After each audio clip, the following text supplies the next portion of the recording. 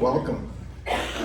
My name is Bob O'Brien. I'm the Senior Director of Marketing here at Kawasaki, and we're absolutely thrilled to have you here with us today. This is a historic event for Kawasaki and for the power sports industry as we launch the supercharged Teryx H2. So, as you've just seen with the tour through the building and historical models, Kawasaki has redefined what high performance means in power sports time and time again. But most of our high performance innovation has been on two wheels. We're consistently asked, when are you going to bring that to the side-by-side market? Well, the time is now, and we can honestly say that everything has changed. There will be a before the Teryx H2 and then after. What we're bringing to the market is so significant that there's no going back. We know you've all seen the specs, the numbers, and it's true. This engineering marvel produces a massive 250 horsepower. But the H2 is much more than power and speed. And you'll all have a chance to experience the H2 yourself tomorrow. And there's no doubt that the power that comes with 250 horsepower is absolutely amazing. But the magic really comes when you combine extreme power and extreme control. And I'll say that again. Extreme power and extreme control. This is what we mean by good times, and this is what makes the H2 truly special. So now let's really get into it, so buckle up. It's true. I've tested everything. But this was sound.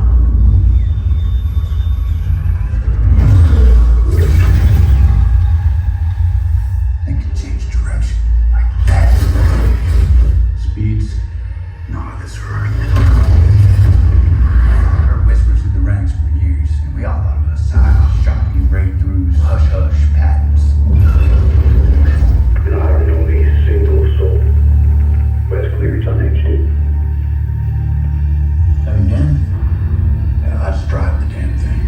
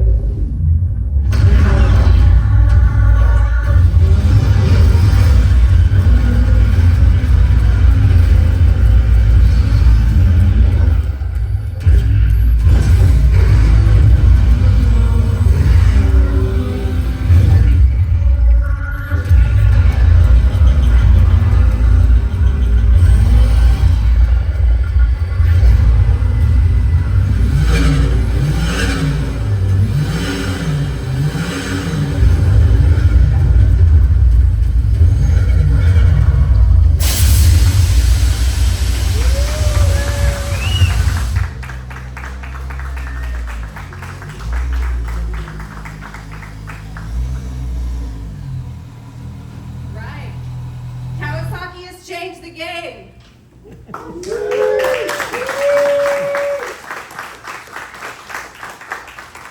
We have truly taken side-by-side performance to a whole new level. From the moment you stepped foot in this building, we've been telling you that the Teryx H2 is built beyond belief. And now we're going to show you that the Teryx H2 is built beyond belief. And to take us through the details, we're bringing up Tommy Lutz, our four-wheel product manager.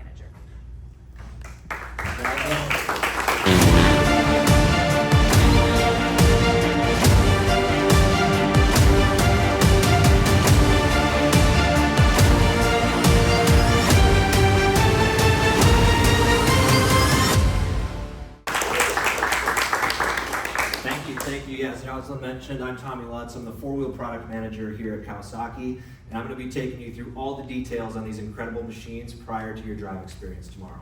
And I'd like to get this started off by asking a question to my audience. You guys excited? Yeah? All right. Me too. Nothing quite gets people excited just like horsepower. So let's take a little closer look at exactly how that's made.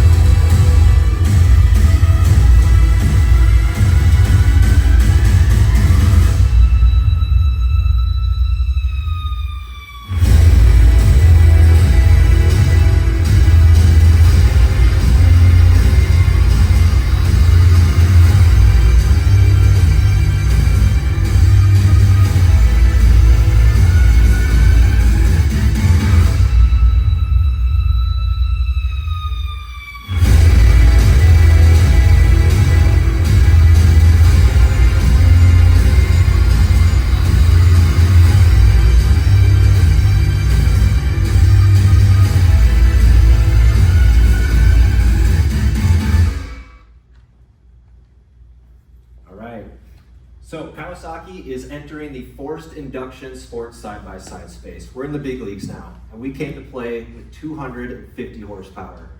We've got an inline-4 supercharged engine at 999 cc's.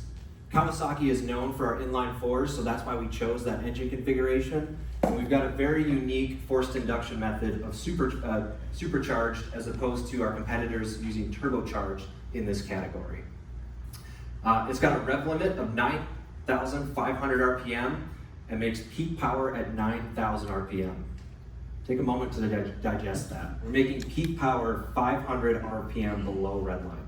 So this thing pulls to the moon.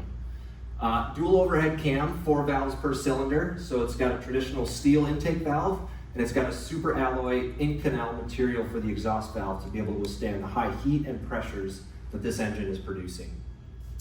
Another unique attribute to this engine is its use of dual injectors. So it's got a 12-hole primary or downstream injector, and then it's got a secondary 10-hole upstream injector that comes on and blends in starting at 5,000 RPM to help create that massive 250 horsepower that these engines are putting out.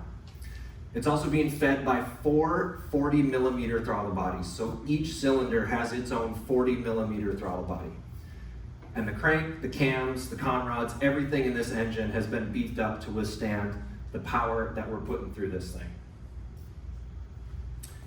So diving in a little more on that supercharger, the advantage here is there's no turbo lag. You've got instant 250 horsepower as soon as you hit that throttle. It's designed also 100% in-house by Kawasaki. So we've got the advantage of, we're a big company. We're more than just power sports equipment. Our parent company is Kawasaki Heavy Industries, so we leverage our aerospace expertise within that division of our company to develop this supercharger. It's a planetary gear driven, so it'll spin 13.6 times the crank speed. So if you're at that 9,500 RPM redline, that supercharger impeller is spinning 130,000 RPM, which is absolutely incredible.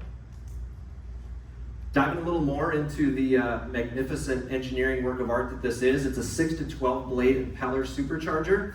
It's formed from a 69mm solid aluminum block, and it's 5-axis CNC. So even the grooves on the face of the supercharger impeller blades are intentional and designed to generate a maximum amount of power and the minimal amount of heat. You're pumping over 52 gallons of air per second with that at maximum output. So just imagine that. We've all seen a 55-gallon barrel drum, right? It's pumping nearly that amount, that volume of air per second. It's also generating intake air speeds of up to 223 miles an hour. So just some incredible figures here when it comes to that supercharger. And it's creating 2.4 times atmospheric pressure. And it's highly efficient, minimal heat generating design. But we all know with forced induction engines, you do generate heat nonetheless. So in order to help mitigate that, we've got that intercooler strategically placed centrally behind the rear seats there. And that's got a fan that kicks on above 3,000 RPM. So that ultimately allows a greater volume of air to flow through and enter into the engine. So we've thrown some pretty incredible facts and figures at you. I just want to summarize and really drive home some of the important specs on this engine. So first and foremost, that impressive 250 horsepower. 9,500 RPM redline, 90 plus mile an hour top speeds, peak power at 9,000 RPM, again 500 RPM shy of redline, intake air speeds of up to 223 miles an hour, and a supercharger that pumps air at over 52 gallons per second. So with forced induction engines, you do get some unique sounds as opposed to a naturally aspirated engine. We've got what we're coining a chirping and a growling noise. So that chirping is going to occur when you're at full throttle or high RPM and you suddenly let off the throttle. So that's going to be caused by a mismatch in intake speed and an impeller speed there. So that's going to give you that quick chirping sound. And you're also going to get a growling sound perhaps as you're going out of the trail, get out onto the trail from base camp. That's going to occur at a low steady state throttle, and that's caused by back pressure waves hitting the impeller blade. So those are some two sounds that you may experience tomorrow while you're driving the vehicle, as opposed to what you might not normally experience with a naturally aspirated engine from Kawasaki. So here's an intake diagram. It's a dual snorkel intake, left and a right-hand side, both located behind the C-pillar. The left-hand side is dedicated exclusively for CVT intake. So you can notice there the green lines, that's going to go down into your CVT housing and out the back there. And then on the right side, that's dedicated exclusively to the engine air intake. So that's going to come in, go through the filter, through the supercharger, up through the intercooler, and down through the engine and out the exhaust. Both of those intake entrances were strategically placed to help minimize dust ingestion. So CFD analysis was done on this machine as air and dust is flowing across it, and those were slightly recessed to help minimize dust ingestion at the filter entrance. But obviously we've got filtration beyond that. Change power modes tomorrow while you're driving. We've also got on-the-fly four-wheel drive and diff lock. So you can choose between two-wheel drive, four-wheel drive, and four-wheel drive with diff lock for maximum amount of traction. So that two-wheel drive is going to give you your lightest steering. Click it up into four-wheel drive if you want enhanced traction. And then again, four-wheel drive with front diff lock for the maximum amount of traction. Probably won't be needing that tomorrow, but it is there should you want to play around with that or use it. That is also electronically selectable on the fly, just below that power mode switch. So both of those are right on the center of the dash there. That engages easily and smoothly. So that's pretty much everything from a powertrain standpoint. Now let's take a little closer look at the chassis of these side-by-sides.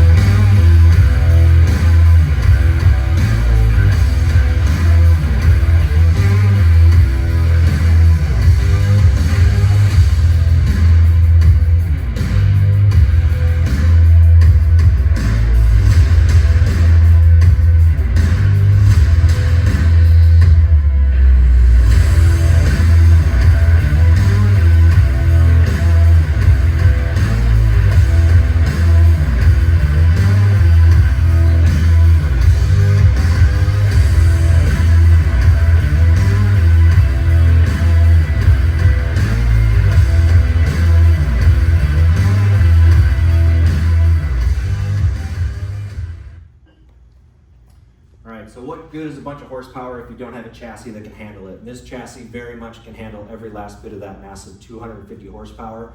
It's got a highly rigid frame with the integrated ROPS as a stressed member, and hours and hours of rigidity analysis were done to optimize this frame.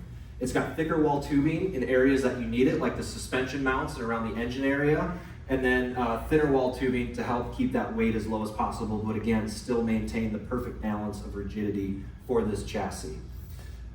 It's got approach and departure angles of greater than 90 degrees, and it's got an angled underbody. So actually the back side of this chassis is a ½ inch taller than the front to help you get hung up on anything. But should you strike anything or get hung up, don't worry, you've got full coverage skid plates underneath here. And also we've got kind of our Kawasaki signature feature, which is steel wheel wells.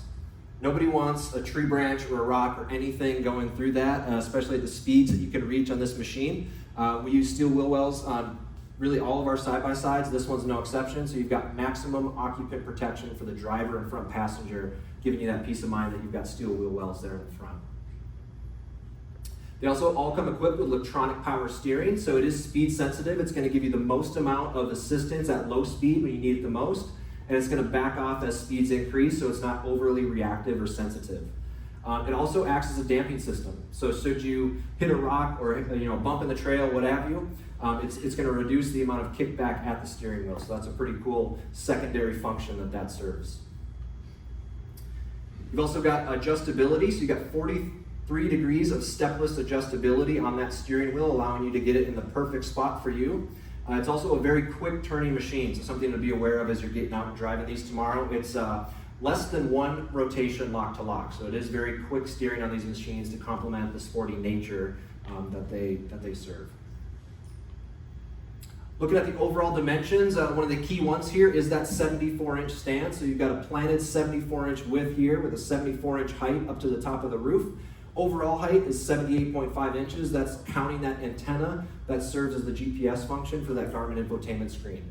That does deflect easy, so if you're looking to put this into a trailer or a tighter space, that 74 is to your hard stop, but technically the highest point is that antenna at 78.5. 126-inch wheelbase and 159.5 overall length on this machine. So we've got great suspension to complement the incredible chassis and engine on these machines as well. We've got our Fox 3.0 internal bypass shock absorbers that put out 23.2 inches of front suspension travel and a massive full 2 feet or 24 inches of rear suspension travel.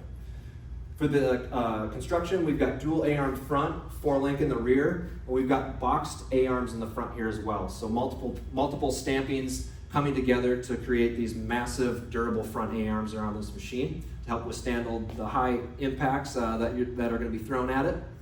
And now we're going to dive into the shock absorbers themselves. And so instead of me rambling on, we've got the experts from Fox, Mr. Will Consorti. He's an applications engineer, and he's going to take us through all the ins and outs of these incredible shock absorbers. So Will, come on up and tell us. Thanks for having me. My name is Will Consorti, an application engineer working at Fox in the Power Sports division, and mainly working with Kawasaki for the last 5 years. So as you mentioned, we have Fox shocks across all product lines, and on the deluxe model we have 3.0s front and rear, so they have not compromised any performance across all models. And let's say the 3 unique modes, so apologize, I'm an engineer and usually I'm not used to presenting in front of public. So as a classic engineer, I'm freezing a bit. So I was saying 3.0 shocks in front and rear. The base model has a piggyback with LSC, low speed compression adjustment, and all models also have internal bypass. So we were happy to support on the extreme control of the vehicle. So on the deluxe model, we have also our live valve. This is a bit different from the KRX live valve. It is our next generation product, and it gives more range in the shocks. So stiffer stiff and softer soft, essentially. Speaking about internal bypass, this is a Fox tried and true product that you've already seen in other models, and it essentially is a position-sensitive damping. As you can see, it has a ride zone that gives you comfort in, let's say, riding on the trail and in your normal driving. And then at the bottom, you have a bump zone that gives you extra force and resistance in bottom-out events. On rebound, you have a catch zone that helps you out, not, let's say, buck once you hit that bottom-out zone. And then it gives you the ride zone and a catch zone at the top out. Great. Thank you so much, Will. I appreciate it. Yeah, so we're honored to partner with our friends over at Fox. They make an incredible product. We've got a great cutaway display in the back here, so I encourage everyone to go check that out at the conclusion of this presentation. But as Will was mentioning, on our deluxe models that you're going to be driving tomorrow, they do have our Kawasaki electronic control suspension, or KECS as we coin it. So you've got 3 different modes soft, normal, and firm to play with. Just like the power modes, I encourage you to cycle through those tomorrow as you're driving the vehicle. Obviously, soft is going to give you the most comfort, and then firm is going to give you the most damping resistance there in the stiffest setting. It's taking in a lot of information in order to make the determination of where it needs to be within the suspension mode. So first and foremost is what mode you're in. Are you soft, normal, or firm? Then it's taking a bunch of information from the engine ECU, so throttle position, speed, things of that nature. It's taking into account your steering angle. Where are your tires pointed? Are you turned? Are you straight? And then it's also, as Will mentioned, we've got these acceleration sensors now as well, which is a further enhancement compared to our other KRX 1000 ES products, which help enhance sensing speed by up to 40% greater sensing times. So we're already talking in the realm of milliseconds with our KRX ES products, and now we're going 40% quicker than that by way of acceleration sensors on the base of all 4 of our shock absorbers on these deluxe models. We've also got 3.0 or 3-inch shock bodies across our entire platform. So the big advantage there is on our base model, our non-electronic control. A lot of our competitors opt for a 2.5-inch front shock. We've got 3 front and back on all 4 corners, and all of our shocks have that internal bypass technology from Fox as well. So whether you're a deluxe with a Kawasaki electronic control suspension, or you're the base model, just a standard Fox Podium low-speed compression shock absorber, you're always getting that 3-inch shock body and that internal bypass technology as well. Moving on to the wheels and tires, they're going to come equipped with 16-inch aluminum wheels on the deluxe models. Those are a beadlock design. It's a 5-lug, 5 on 4.5-inch bolt pattern. And then we've got massive 33-inch Maxxis Carnivore Plus tires wrapping those 16-inch aluminum wheels. So that Plus designation was a new tire that we partnered specifically with Maxxis on to develop specifically for this machine. So this sees incredible amounts of power and speed going through it. And so in order to meet the demands of this machine, we worked with Maxxis to come up with that Maxxis Carnivore Plus designation tire, not just the standard Maxxis Carnivore. So massive 33-inch tires on this. And we've got great power, we've got incredible chassis and suspension. You're gonna have to bring that to a stop. And we've got just as incredible brakes as well. So we've got 270 millimeter diameter brake rotors, front and rear. We've got an incredible triple piston front caliper and dual piston rear caliper on these machines. We've got a 34, 38, 34 millimeter piston on the front to give you that even pad grip on the front triple, and then a dual 38 millimeter piston caliper in the rear. And as you apply the brakes, it's gonna quickly, it's gonna engage the rear brake momentarily first, and then the front after that. And so that's to minimize the amount of front dive and pitch that you get when you apply the brakes. So just ever so slightly, it's gonna grab that rear brake first and then apply the fronts. So that's our chassis. Now why don't we take a little closer look and get you familiar with the interior of these side-by-sides.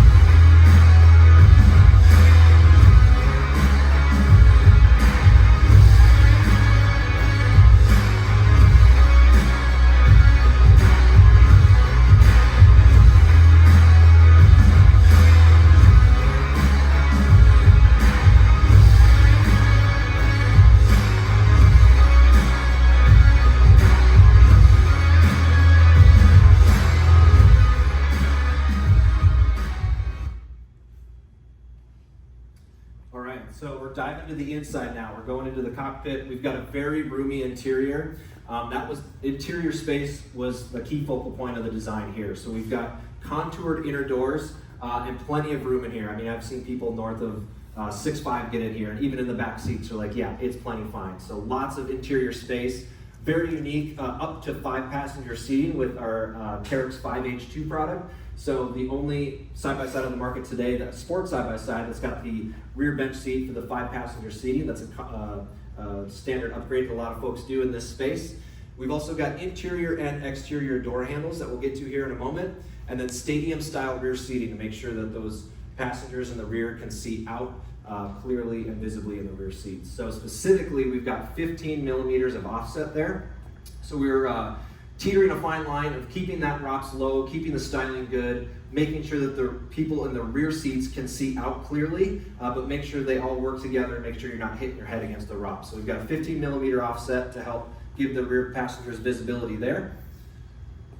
And then on that rear bench seat, that center seat is a little offset to help with shoulder and leg room. So you're 2 millimeters offset at the shoulder, and then you're, 2 inches offset at the shoulder, and then 1 inch at the base. So that helps, again, keep your shoulders and your hips and your legs just a little offset from the outer 2 passengers to make sure everybody's comfortable in the rear seat of the Teryx H2. Still retaining the 4-point seat belt in the center seat as well, so everybody's locked in safely there. So speaking of the seats, we wanted to make sure that we really knocked it out of the park here. So we've got high grip seat material in the base and center, as you can see here in the black areas. So all of that is a high grip material, making sure that you can stick to that seat comfortably and confidently as you're ripping around with all 250 horsepower of this machine.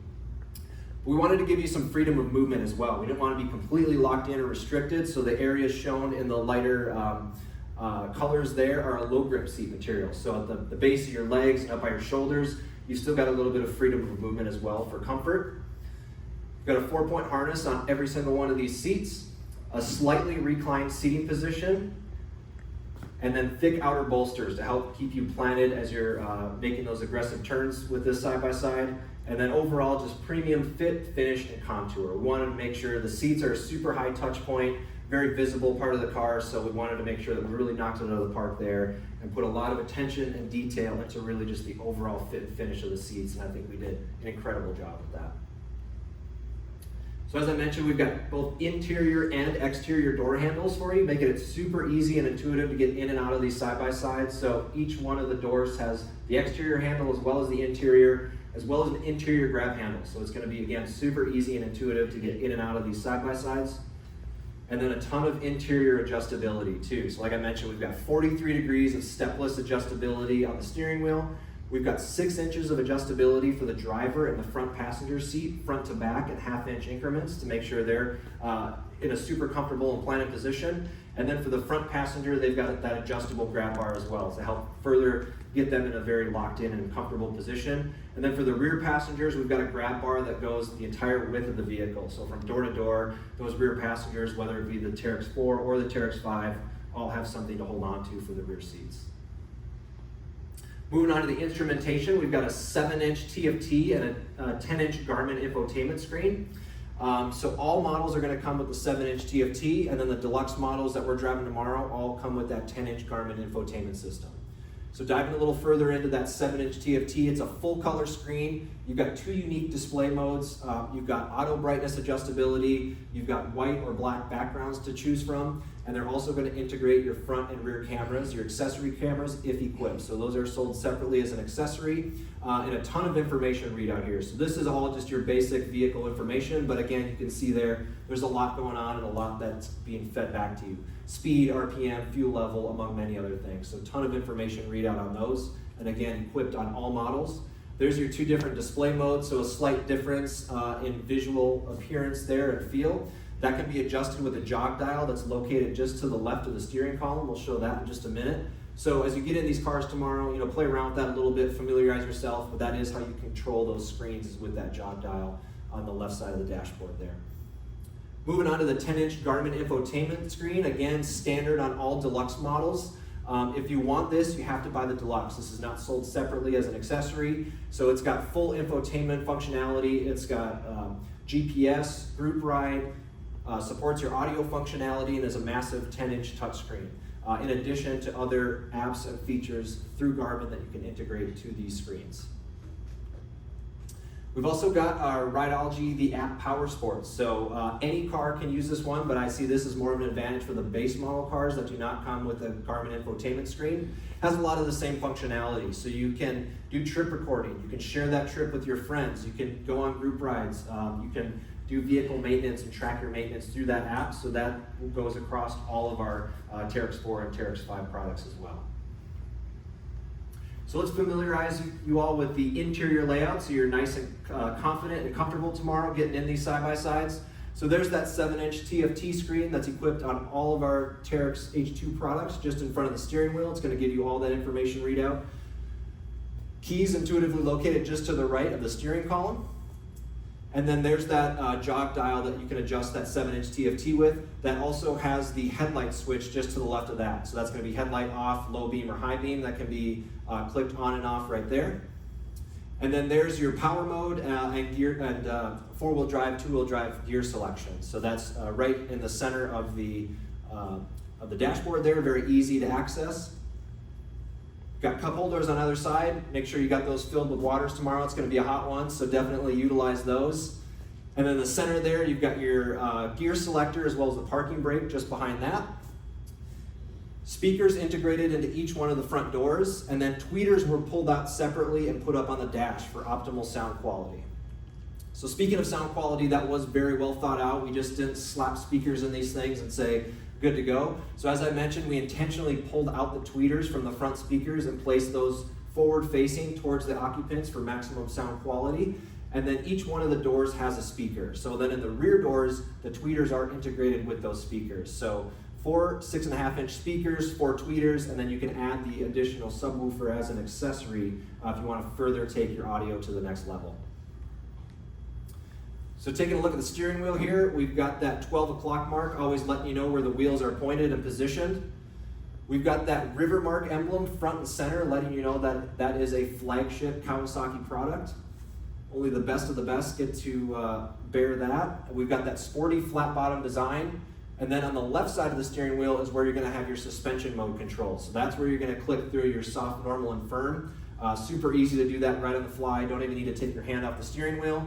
And then on the right-hand side, that's going to support all your audio functionality. So volume up, volume down, track forward, track back, and play pause. Taking a look at the storage, ample storage throughout the machine here. We've got that front dash storage up top there, and then additional storage in front of the front cup holders there. Cup holders on either side of the vehicle as well, and then your traditional glove box storage. In the back side of the front seats have storage nets for the people, the rear passengers. And then there's also cup holders on either one of those doors as well. And then taking a look at where you're pulling power from, we've got 2 USB-C ports in that center dash storage there. We've got a terminal bar here within the front dash as well to support electrical accessories. And then 12-volt DC power inside the glove box. That's all for the front driver and passenger. And in the rear, your battery is located on the left side of the rear seat, and then they've got a 12-volt DC power centrally located for the rear passengers as well. So plenty of power being supplied there. That's kind of the interior that we've got. Now let's take a look at the styling.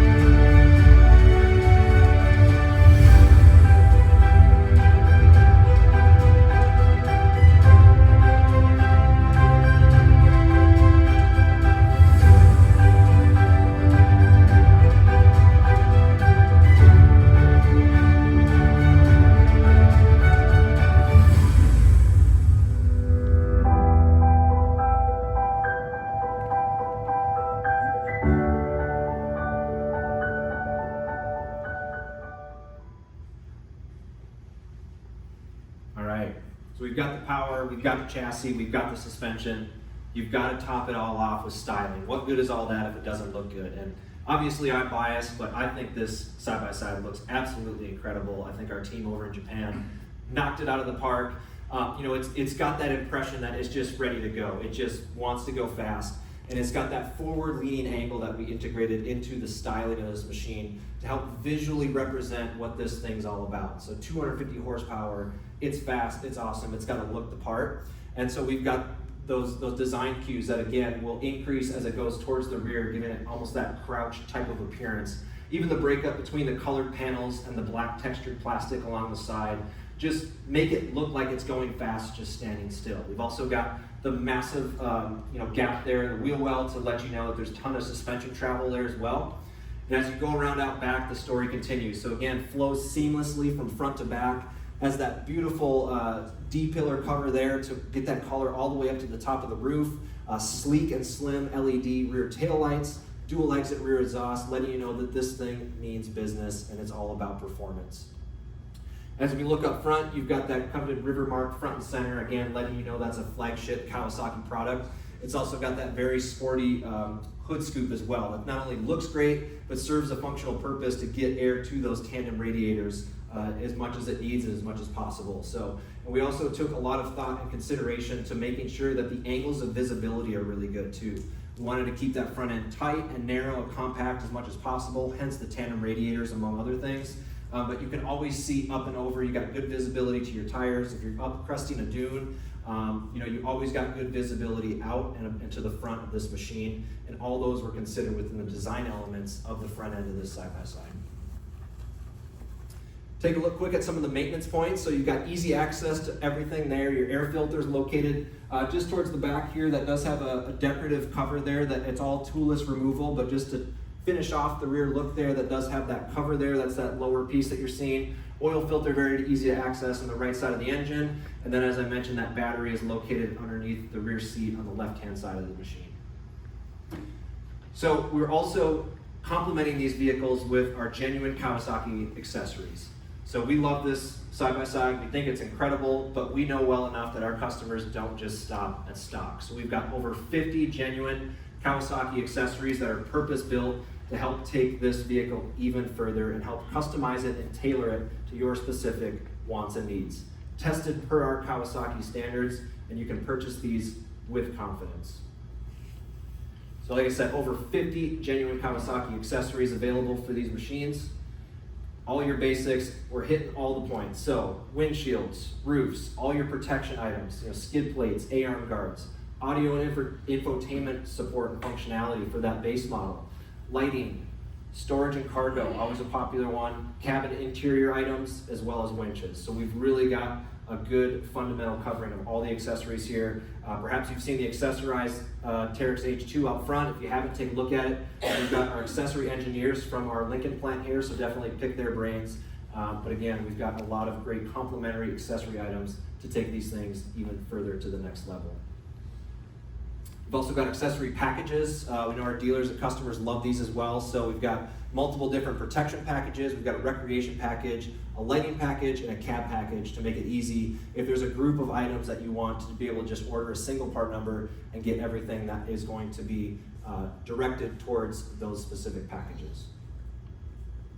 We've also got our online configurator, build and price. So it makes it really fun and easy and dynamic to upfit your Kawasaki, your Teryx H2. Put everything that you want on it, send it out to your dealer, have it quoted, have it delivered, and get the Teryx 4 or Teryx 5 H2 of your dreams delivered right to your dealership, just the way you want it.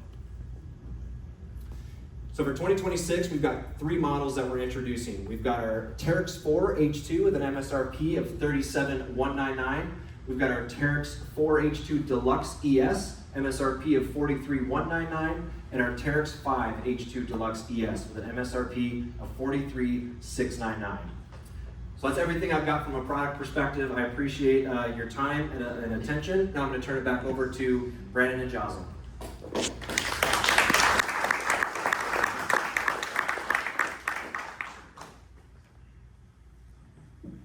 Thanks, Tommy. Great job. We are fortunate enough to have with us today the lead project engineers directly from Japan. Mr. Hesamura-san and Mr. Agawa-san. If you guys want to join me up here on stage.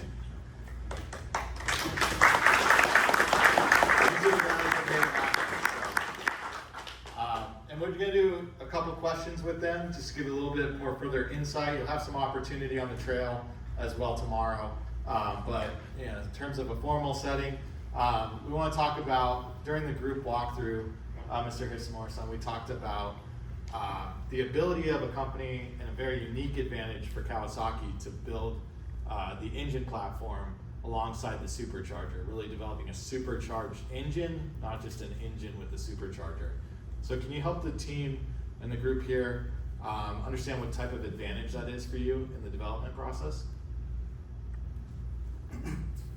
By developing the engine and supercharger concurrently, we achieved not only maximum performance but also the durability for off-road environments.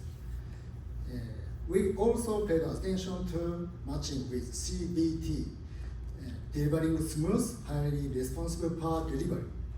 In addition, we focused on tuning intake and exhaust tones to heighten driving excitement.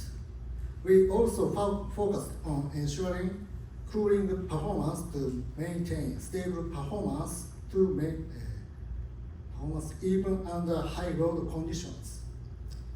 These detailed optimizations were only possible through the concurrent development of engine and supercharger, resulting in a powerful, reliable, and emotional engaging powertrain. Thank you very much. Yeah, it's a very unique advantage that Kawasaki benefits from, and ultimately the customers are really going to benefit from when they start getting this in their hands. Another really core element is the idea of speed and control. For this, Tommy hit on it through the entire presentation. There's that moment in the launch spot, slow-mo, kind of cars drifting at extreme speed and angle, but just precise control by the driver. And there was a lot that went into this chassis design.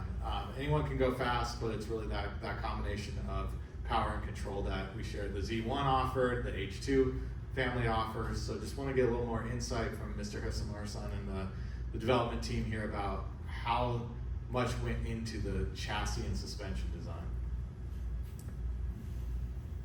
We started with the trusted alignment from KRX, which already gives good driving stability. Then we increased rigidity within the suspension arms, used larger shock bodies, and lowered the overall stance.